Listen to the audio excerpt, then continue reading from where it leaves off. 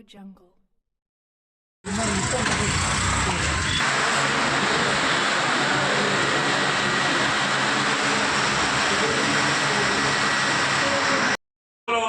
MLA గారు మనందరికీ ఆత్మీయులు ఆది శ్రీనివాసన్న గారు మాట్లాడుతున్నారు. పద్మశాలి సమ్మేళనానికి చేసినటువంటి పెద్దలు రాష్ట్ర ఎక్సైజ్ శాఖ మార్షులు టూరిజం శాఖ మార్చినటువంటి తిరుపల్లి కృష్ణారావు గారు, మాజీ సహజమాన సభ్యులు పెద్దలు రాహుల్ నాయక్ గారు, గౌరవనీయులు జగదీశ్వర్ గారు, సురేష్ గారు, మలిగౌడ్ గారు, వెంకట్ గారు, కృష్ణ గారు, అన్ని మా సీనియర్ ప్రెసిడెంట్ వెంకటేశ్వర గారు, వీరస్వామి గారు, ఇంకా ఇతర మిత్రులు సోదరిమణి కార్యక్రమం నిర్వహిస్తూ పాల్పంచుకున్నటువంటి గౌరవ కర్మచారుల సోదరిమణులు కోర్టులు, అదేవిధంగా గౌరవ పాత్రికేయ మిత్రులు అందరూ కూడా పేరు పేరున రంగులు సందర్భంగా తెలియజేస్తా ఉన్నాను. 11వ తేదీన జూబ్లీహిల్స్ ఉప ఎన్నికకు మనం ఓట్లు అయిపోతా ఉన్నాం. ఈరోజు సాయంత్రంకే ప్రచార సరళి కూడా పూర్తి రేపటి నుంచి డోర్ టు డోర్ ఇద్దరు వెళ్ళి ప్రచారం చేసుకునే కార్యక్రమంలో భాగంగా ఈ చక్కటి సమావేశాన్ని సురేష్ గారు కానీ ఇతర మిత్ర బృందం నిన్నటి రోజు రాత్రి అనుకొని పద్మశాలి కులసోల వార్తీ సమ్మేళనం ఏర్పాటు చేసుకొని మా మధ్యంలో కూడా బీసీ నవీన్ యాదవ్ గారికి అన్ని సమితి రావాల్సిన కార్యక్రమం పెట్టుకోవడం ఆనందదాయకం, శుభదాయకమైన సందర్భంగా చెప్తూ గౌరవ ముఖ్యమంత్రి శ్రీ రేవంత్ రెడ్డి గారు ఓవైపు రాహుల్ గాంధీ గారు భారత్ జోడో యాత్రలో భాగంగా ఉల్లగన్న జరపాలి, తద్వారా ఉద్యోగాలే కానీ రాజకీయపరమైనటువంటి అవకాశాలు కానీ అందరికీ సమానంగా దక్కాలంటే దానికి కులగన్న ఒకటే సాధ్యమని భరించిన పిలుపు మేరకు మన దగ్గర కులగన్న జరపడం రేవంత్ రెడ్డి గారి ఆధ్వర్యంలో బీసీ బిడ్డ అయినటువంటి పొన్నం ప్రభాకర్ గారు అసెంబ్లీలో ఇచ్చే క్రమంలో బిల్లును ప్రవేశపెడితే మరో బీసీ బిడ్డగా నాకు అవకాశం వచ్చింది. ఆ బిల్లు చేసే అవకాశం చట్టాలు తయారు చేసుకున్నాం. 2 రకాలుగా అసెంబ్లీలో తెలుసు. షెడ్యూల్ 9లో చేర్చడానికి ఆగింది కేంద్ర ప్రభుత్వం దగ్గర. ఆర్డినెన్స్ 2018 పంచాయతీ చట్టాన్ని సంబంధించి తీసుకొచ్చిన ఆర్డినెన్స్ ఆగింది గవర్నర్ దగ్గర. మీరందరూ కూడా చూస్తున్నారు. రేవంత్ రెడ్డి గారి సర్కార్ పెద్ద చూపులు కృష్ణతో పాటు అందరం కూడా వెళ్ళి ఓసారి బీసీ సంఘాల ఆధ్వర్యంలో కేంద్ర రాష్ట్ర ప్రభుత్వం మొత్తం క్యాబినెట్ సహా ముఖ్యమంత్రితో పాటు పెద్ద మూడు రోజులు రామనాయక్ గారు చాలా మంది 3 రోజులు జంతర్ మంత్రి దగ్గరనే ఉండి రాష్ట్రపతి గారు అపాయింట్మెంట్ అడుగుతూ బీసీ బిల్లు కోసం ఇవ్వని సందర్భాన్ని కూడా మీకు గుర్తు చేస్తుంది.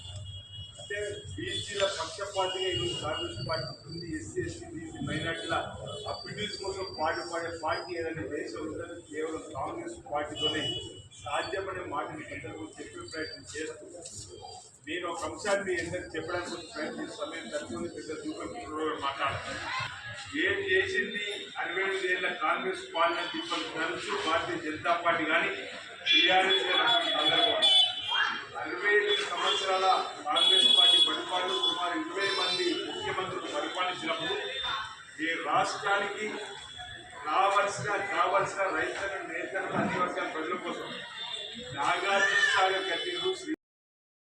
గత ప్రభుత్వ హయాంలో 360 కోట్లు నేతన్నలకు చేసినటువంటి బతుకమ్మ చీరలే కానీ ఆర్బీఎం ద్వారా ఏవైతే స్కూల్ డ్రెస్సులు ఇతరత్ర కొట్టినటువంటి వాటికి బిల్లులు ఎగ్గొట్టిపోతే రేవంత్ రెడ్డి గారు క్యాబినెట్ మంత్రులందరూ కూడా ఆ 325 కోట్లకి సందర్భాన్ని ఐకేపీకి సంబంధించిన వాళ్ళందరూ కూడా చీర ఇవ్వాలని చెప్పి మళ్ళీ నేతలకు పనిగట్టించే కార్యక్రమాన్ని 4,50,00,000 మీటర్ల చీర కోసం నేతలకు ఇస్తే ఎక్కడికెక్కడ బలమంగా కార్యక్రమం కూడా ఈ పనిలో ఇదే అంటే చేతిగా పనిగట్టించే కార్యక్రమం కూడా మన రాష్ట్రంలో 100 డిపో ఎక్కడ లేదు. గతంలో ఏదైతే ఇంతకుముందు వెంకన్న చెప్పినట్టుగా శ్రీనివాస్ గారు ఏర్పాటు ఉన్నాడు, కృష్ణరావు గారు కూడా బహుశా ఈ విషయం తెలుసుంటారు.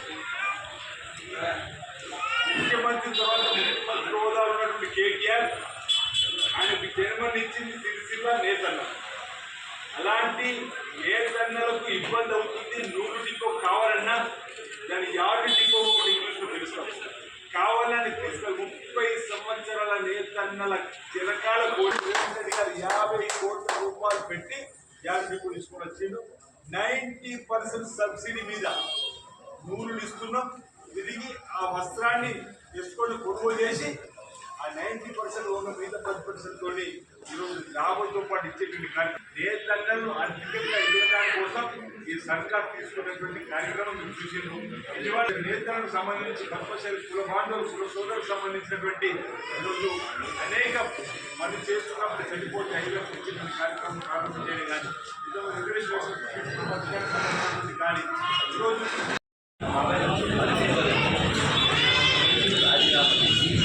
తెలంగాణ వచ్చే పదవులు తీసుకుని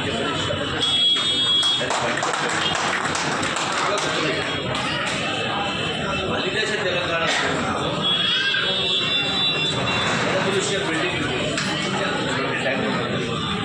అతని విశ్వాసం తెలంగాణ రావాలని తెలంగాణ ఆయన ఆ జలదృశ్య బిల్డింగ్నే కేసీఆర్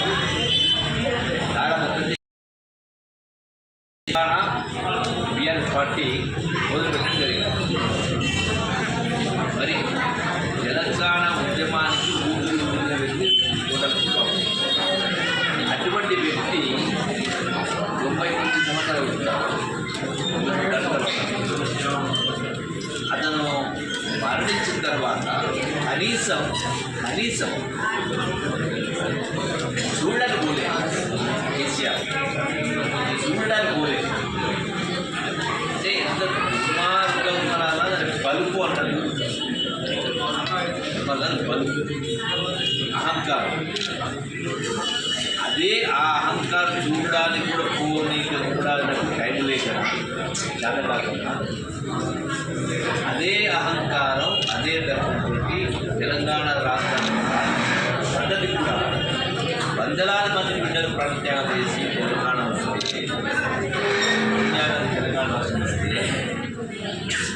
మరి పరిపాలన ఆ అమరవీరుల ప్రాణత్యాగాలను చేసిన పరిపాలనకు పోలిస్తే భూమికి ఆకాశానికి వ్యత్యాసం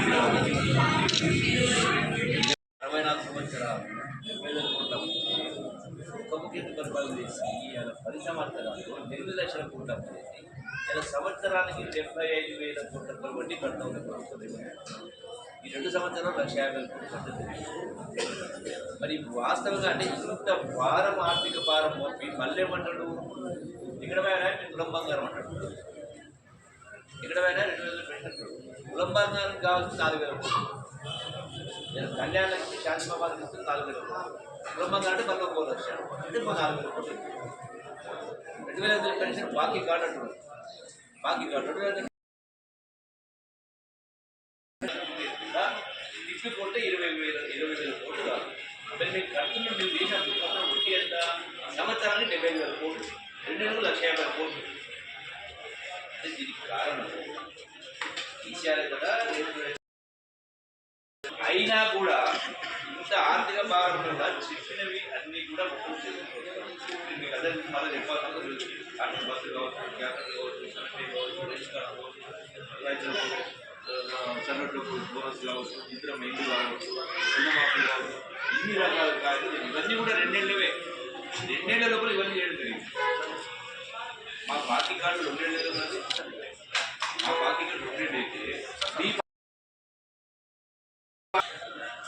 ఇంత అప్పు చేసి కనికరాసం అప్పు చెప్తే ఇంత 3 లక్షల కోట్లు అప్పు చేసి అయినా మీరు 10 ఏళ్ళు చెప్పినటువంటి ఇప్పుడే చెప్పింది పద్మశాల సోదరులు వాళ్ళకు ఆ కూడా అది యార్డు డిపో రాలే. వాళ్ళ యొక్క ఎగుల భాగం వాళ్ళ జవాబు ఆత్మహత్యలు చేసుకుంటున్నారు. ఏం రోగం ఏం కర్మ నీకు 2 లక్షల బాబుని తెలంగాణ ఉద్యమానికి ఊపిరి నుండి ఆయన మొదటి దేశ ఉద్యమాలు